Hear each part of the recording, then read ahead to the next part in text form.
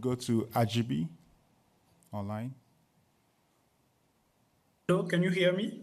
Yes, we can. Please go ahead with your question. Okay.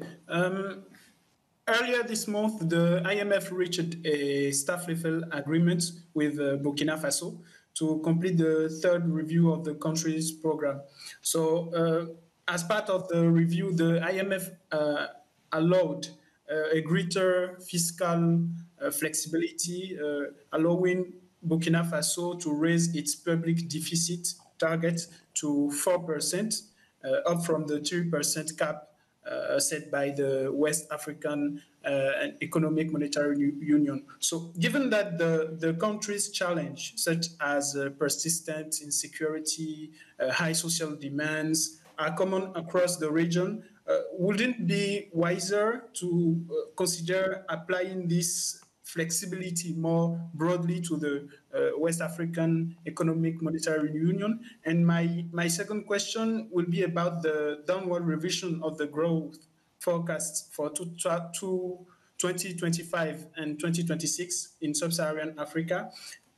Does the IMF view this new crisis, I'm talking about the global uncertainty and the recent US tariff measures, does the IMF view this crisis as potentially more severe and with broader consequences for the region than previous shocks such as COVID and the war in Ukraine? Thank you.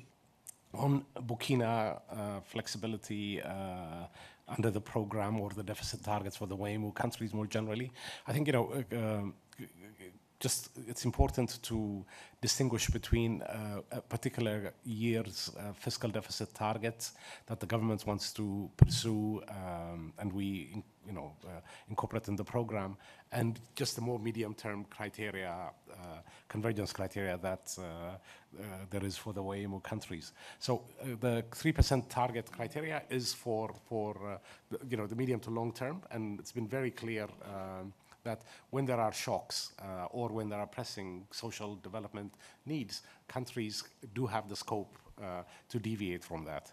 In fact, often the constraint in particularly the Sahel countries has been not having enough financing to be able to meet these to advance development objectives.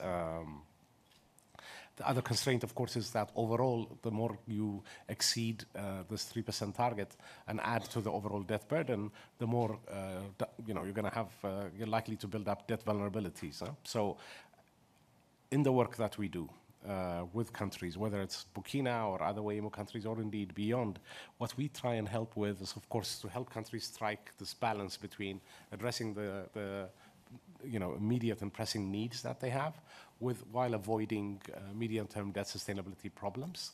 I think one is like just thinking about how to strike this balance, and then second, we put resources on the table, very cheap, to help countries, avoid, at least in the near term, more difficult financing difficulties. So for Burkina and others, it's really just about striking this balance. And on growth, whether this latest shock is as bad as for the region as the previous ones,